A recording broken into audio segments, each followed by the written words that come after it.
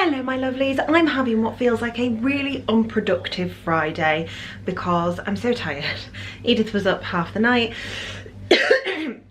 Well, she wasn't feeling very well. She came home yesterday with a headache and just generally feeling really rubbish, really temperatury, and then up half the night, woke up this morning after 2 hours sleep and was like, right, I'm fine. Spoke to school, she'd not been sick or anything and the temperature was gone, so they were like, yeah, she's fine to come in. So they've gone off, but it's just left me like, oh, so I'm generally tickety-booing little jobs, and I thought today would be a good chance to recap my February reads. I am a bit delayed with this one because I did have a post last week that I wanted to go live with first. I need to set a schedule so that I'm gonna have set dates for this to go, so like maybe the second week or the first week of the month, so that I can recap the previous month, because I love reading and I love sharing my reads with you. I'm on Goodreads as well. You can come and add me as a friend or follow me or whatever it is that you do over there and just see some of the things that I'm reading. But I have such a mixture of reads and it's one of my passions, it's one of my biggest hobbies, so I didn't read much in February. It was a bit of a disappointing month, but I will explain why.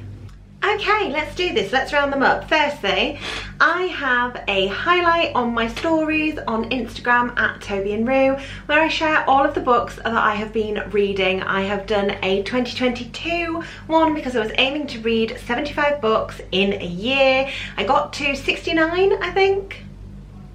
And I saved it all in my highlight, got it all sorted there, and then I've set up a new highlight for 2023. So it literally says 2023 books. You can read my review of all of them in there, or you can join me on Goodreads where I do a slightly longer review.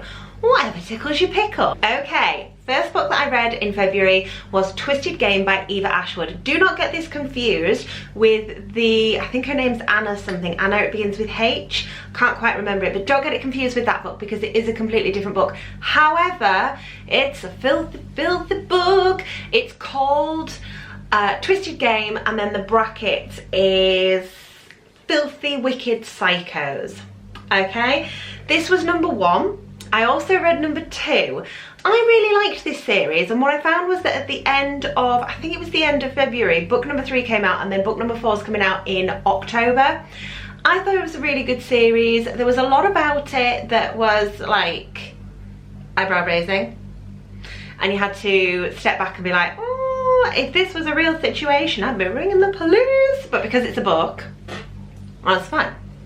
Okay, if you like that kind of bad boy,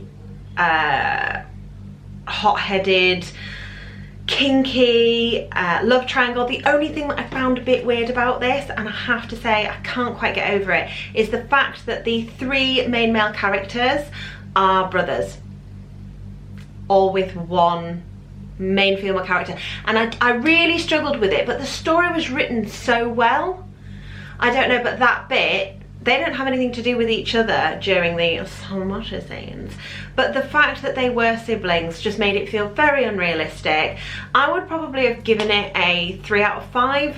I really liked the writing, and maybe I would have given it a 4 out of 5 because the story itself had some murder, it had some mystery, had some intrigue, it had some crime. So as far as smut books go, as far as those spicy books go, I actually thought it was really good. It was just that one bit that I think I could easily have given it more stars if I could have got past that bit that they were all brothers preparing to share one woman. It just felt a bit weird, and when I say share one woman, it was a reverse harem situation, so we're gonna blinkers on at that one. What I really liked about this series, and this is the next one in the series called Beautiful Devils, what I really liked about it is that the main female character wasn't a wet wipe. That might sound ridiculous, but she was really strong. She had had a traumatic background, and there was depth to her character, and I think quite often, especially in these spicy books, and the recommendation came from TikTok, and I found them very, very hit and miss. I either think the book is absolute drivel and I can hardly finish it and I'm just like, what am I reading? Or it's been really quite good, and this fell into the latter category. It was really quite good, and this particular book was better. because there was more digging into the mystery of her background. There was more twists and turns, there was more of a crime element, as well as the spicy scenes, which were written really well. If I could have just got past the fact that they were siblings who were the main 3 male characters, even though they had nothing to do with each other, I just couldn't get past it, I think, and that was what was the real sticking point for me. Otherwise it could have been one of the best spicy books that I've read. But I do love the premise. I love the main female character. I think she's really interesting. I think that her spirit and the way she's written is a really good character, and I really like the crime element and the mystery and trying to work out, okay, what's gone on in her background that's got to this point, without giving too many spoilers and giving too much away. I think that it was a good book. I think that it's a good book series, but there were bits of it that I just struggled to get on board with. Third book, penultimate book. I know I didn't read enough. I'm 2 books behind on my Goodreads, and I'm just out. It will become apparent why in a memento. But my 3rd book was this one, which is The Book You Wish Your Parents Had Read and Your Children Will Be Glad You Did by Philippa Perry. Ow. Right, this has got such a cult following, and I know that some of you will be disappointed with my thoughts on it. I didn't rate it and I didn't like it. I felt like, especially as a cycle breaker, I was looking for a book that spoke to me as someone who is actively trying to responsibly parent and responsively parent my children in a way that is totally different to the way that I was parented. I had a very toxic upbringing. I talk about it a lot on my podcast, Unfollowing Mum. I talk about it a lot on my social channels. But because I had that upbringing, I am essentially consuming everything I can to try and be the best parent I can be. And so many people raved about this book that I thought, okay, maybe this is for me. And it just felt like there was nothing groundbreaking in it. Nothing at all. Nothing that hadn't been said a million times before. It was essentially talking about responsive or intentional parenting. And there were nuggets in there, but there was also huge chunks of the book that I think would be great for you to read if you were pregnant or had a baby, because there were huge chunks of the book that I passed that stage 5 years ago and were completely irrelevant to me, or left me feeling like I already felt I'd not perhaps been the parent that I am now or wanted to be.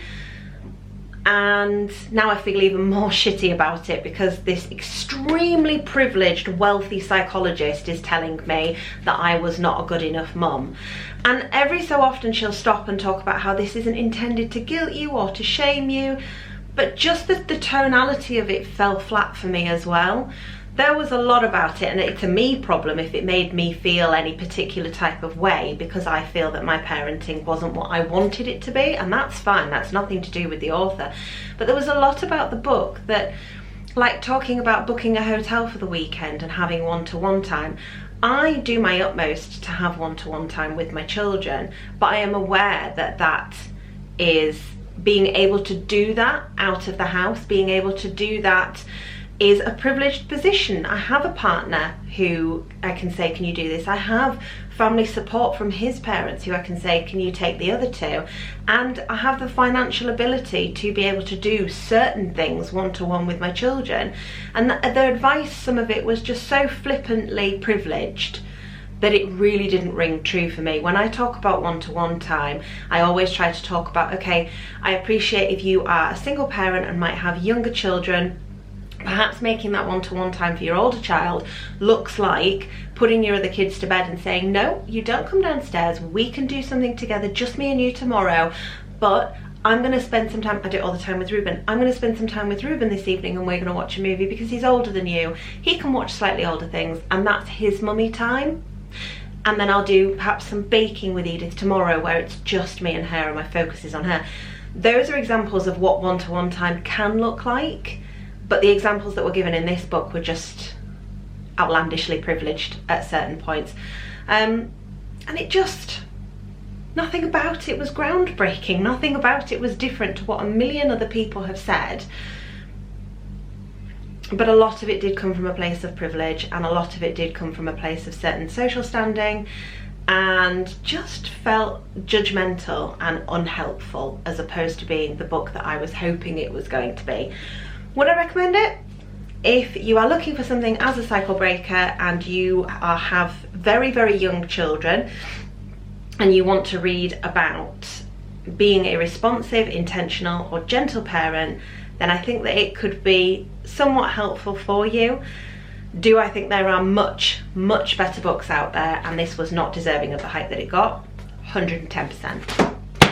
From child psychology to fantasy, bit of spice, Fae World. My reading tastes are diverse, let's put it that way. This is by Caroline Peckham and Susanna Valenti. It is the Zodiac Academy series. This is number 6, Fated Throne, and I really love this series. This is the first book that I've read that I've been like, will you please get on with it? There's bits of it that I can't exactly call it great writing, and I can't exactly say that there's not plot holes. I was told when I first started reading it, read it for the spice, and I was like, where is this spice? There's very little of it. Kept reading it thinking there's just not much of it. This is not really a spicy book, this is more of a fantasy book. And then eventually just became really invested in the characters, and I love them. It's like Hogwarts meets Lord of the Rings meets vampires and Twilight meets, I don't know what else, meets 50 Shades of Grey. It's very, it's totally different, I think, to most things. I love the fact that it's fantasy, it's a complete escapism, and I think that's really great. But this particular book was the first time I've just been like, can you get on with the story? Because there was so much negative stuff going on for the main characters, and at the end of each book they leave it on a cliffhanger, which drives their fan base absolutely nuts. But they almost always leave it on a really depressing cliffhanger, and you're like, why? Why, guys?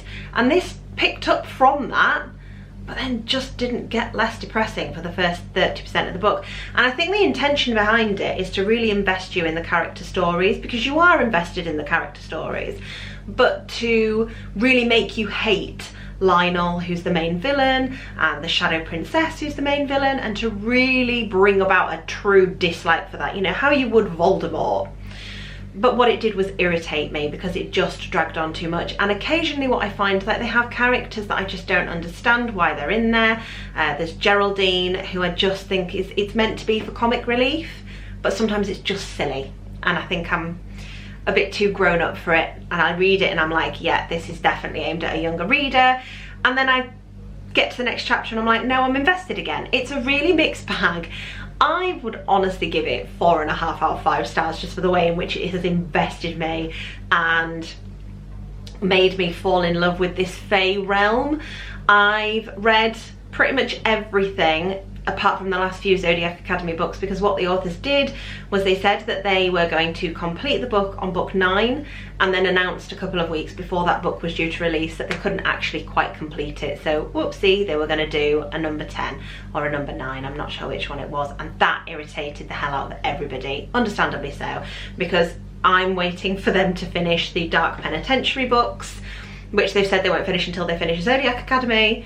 I've read the Ruthless Boy books. I'm just like, guys, finish it. But why would you finish it when you're making so much from it and you're able to involve your fan base the way that you are? It's got a real cult following, and I can understand why, because it is an entire world that's been created and it is really fun to read. But sometimes I feel like they go off on a bit of a tangent, and I just wish they'd get to the point a bit more. I felt like it was an 800-page book that could have been knocked down to about 500. That's all I read in February. I'm not doing very well, to be honest. According to my Goodreads, I am 2 books behind what I wanted to be. I was at one point like 4 books in front. I was just plowing through the books, and then I picked a book that is a longer book and picked another book that is a long book. And if I do decide to read the number 8 in the Zodiac Academy series, that will be another book that is a longer book, because I think they just keep getting bigger. I also wanted to read I think it's a Crown and Roses, something like that. That's another one that everybody raves about, but it's quite a big book, so I'm gonna have to think about it. And I'm also falling behind very much on my self-help books in March, so wish me best of luck for March. Hopefully I won't be coming back with just 3 or 4 books. I will have a few more for you. I think last month was 11. Or was it 10, 9? It was something like that. But whatever it was a lot more than this. And if you are like me and you are an avid reader, I will read pretty much anything. So do put in the comments what books you recommend. See you next time.